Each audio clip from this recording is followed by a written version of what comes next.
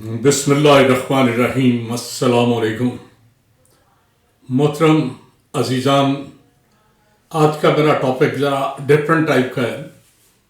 آج سے کئی سال پہلے میں نے مالٹن پارک میں جب اس حوالے سے چند لوگوں سے بات چیت کی تو چند ایسے پروفیسرز ہمارے ساتھی، میرے بزرگ، وہ حیران رہ گئے، کہنے لگے یار اس بات کا تو ہمیں بھی نہیں پتہ تھا جو تم بتا رہے ہو آج۔ تو یہ بڑی کامن سی بات ہے، لیکن بہت کم لوگوں کو اس کے بارے میں پتہ ہے۔ آج میں بات کر رہا ہوں تاش کے 4 بادشاہوں کے۔ آپ کو پتہ ہے تاش ہر آدمی کھیلتا ہے، کھیلتا نہیں تو کم از کم کھیلنے والوں کے گرد کسی وقت آپ دوست بیٹھے ہوں 10 تو 4 کھیلنا شروع کر دیں تو 6 دیکھ رہے ہوتے ہیں، کبھی کسی کا ساتھ دیتے ہیں کبھی کسی کا۔ تو تاش کی حد تک ہر بندہ اس کا پوری طرح واقف۔ اس میں 52 پتے ہوتے ہیں، 4 طرح کے، 4 مختلف، 13 پتے پان کے، 13 اینٹ کے، 13 حکم کے، اور 13 اینٹ حکم پان، اور ایک اور تھا جی چڑیا کے۔ تو یہ 4 مختلف پتے ہوتے ہیں، اور اس میں 4 ایکے، 4 بادشاہ، 4 بیگم، 4 جوکر، اور پھر 1 سے 10 تک پتے ہوتے ہیں۔ بہت کم لوگوں کو پتہ ہے، وہ سمجھتے ہیں کہ ان پہ جو شبیہ بنی ہوئی ہے نا یہ کارٹون سے ہے۔ ایسی نہیں بات۔ وہ جو 4 بادشاہ آپ کو نظر آتے ہیں نا، 4 اے، وہ چاروں کے چاروں دنیا کے بہترین لوگ تھے، اور ان کی بہترین کارکردگی کے ساتھ، بہترین ان کی ریپیوٹ کے سبب دنیا نے اسے اس میں جگہ دی ہے، اور یہ بہت کم لوگوں کو پتہ ہے۔ آج میں اسی بارے میں بتا رہا ہوں کہ وہ 4 اے جو ہیں، 4 بادشاہ جو ہیں، وہ کون ہیں، ان کی کیا حیثیت ہے اور کیسے جانے جاتے ہیں۔ سب سے پہلا بادشاہ میں چڑیا کی بات کروں گا۔ چڑیا پہ آپ نے ایک بادشاہ بنا ہوا دیکھا ہوگا۔ وہ بادشاہ از اے نون فگر، دنیا کی مشہور ترین ہستیوں میں سے ایک ہے، دا کنگ ڈیوڈ۔ یورپ پورا اسے کنگ ڈیوڈ کہتا ہے۔ ہمیں کنگ ڈیوڈ ہم کہیں تو لوگ سوچنے لگتے ہیں، لیکن تھوڑا سا نام بدل دوں، حضرت داؤد علیہ السلام حضرت سلیمان کے والد تھے۔ بنیادی طور پہ لوہار تھے، بکریاں چراتے تھے۔ ایک دن شہر میں آ گئے۔ ان کی جائے پیدائش جو ہے نا وہ بیت اللحم ہے۔ بیت المقدس جو ہے اس سے 8 کلومیٹر کے فاصلے پہ لحم کہتے ہیں گوشت کو، شاید وہاں گوشت کا کاروبار ہوتا ہوگا یا کچھ ایسا، تو وہ وہاں کے رہنے والے تھے۔ تو قصبے سے پرے بکریاں چرایا کرتے تھے۔ ایک دن قصبے میں آئے تو کیا دیکھتے ہیں، مختلف کہانیاں ہیں، میتھس مختلف، مجھے جو وہ کئی مختلف انداز سے لوگوں نے پیش کی ہوئی ہیں۔ میں بہرحال جو میں نے کئی سنی ہیں، لیکن ان میں سے ایک میں آپ کے سامنے پیش کر رہا ہوں کہ وہ شہر آئے تو کیا دیکھتے ہیں، بہت بڑا مجمع کھڑا ہے، لوگ دور دور تک ایک گراؤنڈ میں اکٹھے ہیں، اور ایک بیچ میں بادشاہ بیٹھا ہوا ہے، ایک سپہ سالار ہے، وہ تلوار گھڑے کھڑا ہے۔ تو لوگ بڑے نعرے وارے لگا رہے ہیں۔ آگے بڑے، ایک بندے سے پوچھا یار کیا ہو رہا ہے؟ اس نے پوچھا کہ آج بادشاہ نے کہا ہے کہ یہ میرا بادشاہ طالوت تھا، اس نے کہا یہ میرا سپہ سالار طالوت کھڑا ہے، جو بندہ اس کا مقابلہ کرے گا میں اسے آدھی سلطنت بھی دوں گا، اپنی بیٹی بھی اس سے بیاہ دوں گا۔ تو یہ چیلنج ہے، اور لوگ انجوائے کر رہے ہیں، کوئی آگے نہیں بڑھ رہا، کہنے یار اس میں کون سی بات ہے، میں دیکھتا ہوں۔ اور بندے ہنسے۔ آپ سیدھے بادشاہ کے پاس گئے، میں کہا جی میں ہوں جو اس سے مقابلہ کروں گا۔ بادشاہ نے کہا دیکھو اس کی تلوار دیکھی ہے، یہ 100 آدمیوں پر بھاری ہوتا ہے جس وقت تلوار چلاتا ہے، شیر کو آسانی سے مار لیتا ہے۔ کہتے ہیں یہ تو کوئی پتہ نہیں کہ اس کی تلوار کتنوں میں بھاری ہے، یہ تو میں بعد میں دیکھوں گا، لیکن شیر تو میں بکریاں چرا رہا ہوتا ہوں تو آ جائے تو میں چیر پھاڑ دیتا ہوں، یہ کون سی ایسی بات ہے۔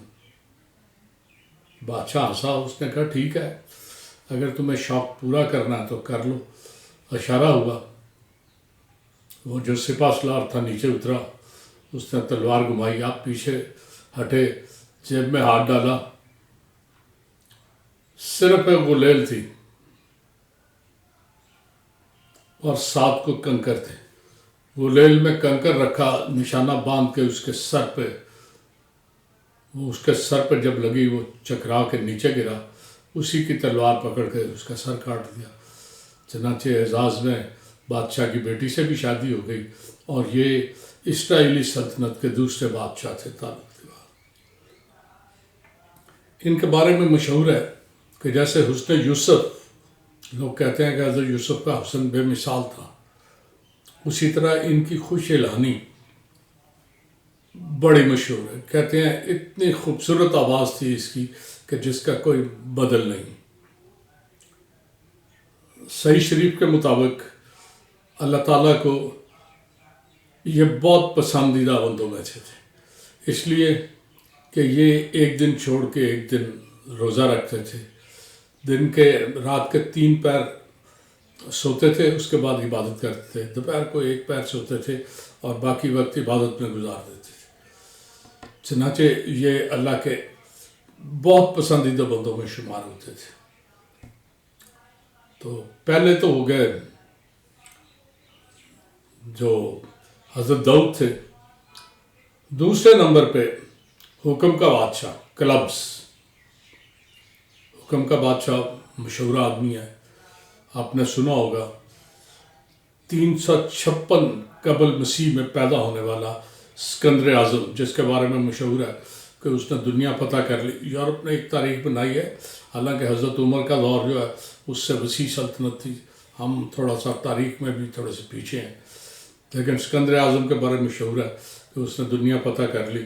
وہ 13 سال کا تھا جب ارسطو کو اس کا تعلیق مقرر کیا گیا تاکہ اس کی ٹریننگ کرے، اسے دنیا داری بتائے، اسے حکمرانی بتائے، تو یہ اس کے ساتھ اٹیچ ہو گئے ارسطو سے، بہت کچھ سیکھا، بہت سی پروورب بھی ہیں۔ چنانچہ اسکندر اعظم جب پنجاب میں آیا اور یہاں اس نے کچھ حصہ فتح کرنے کے بعد واپسی کے سفر کے دوران وہ بیمار ہوا اور 33 سال کی عمر میں وفات پا گیا۔ تو حکم کا یکا جو ہے وہ اس پہ اس کی شبیہ ہے۔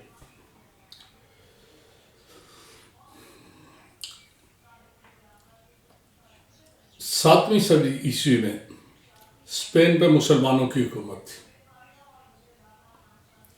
اس سے پہلے رومی سلطنت بڑی عظیم سلطنت تھی، لیکن ٹوٹ پھوٹ کا شکار تھی۔ جو جنرل جہاں بیٹھا تھا نا، اس نے وہاں حکمرانی کا اعلان کر دیا۔ فرانس پر چارلز مارٹن کی حکومت تھی۔ چارلز مارٹن جو ہے نا، اپنے وقت کا بڑا اچھا سپہ سالار تھا، اس نے فرانس کے حصے پہ قبضہ کر لیا۔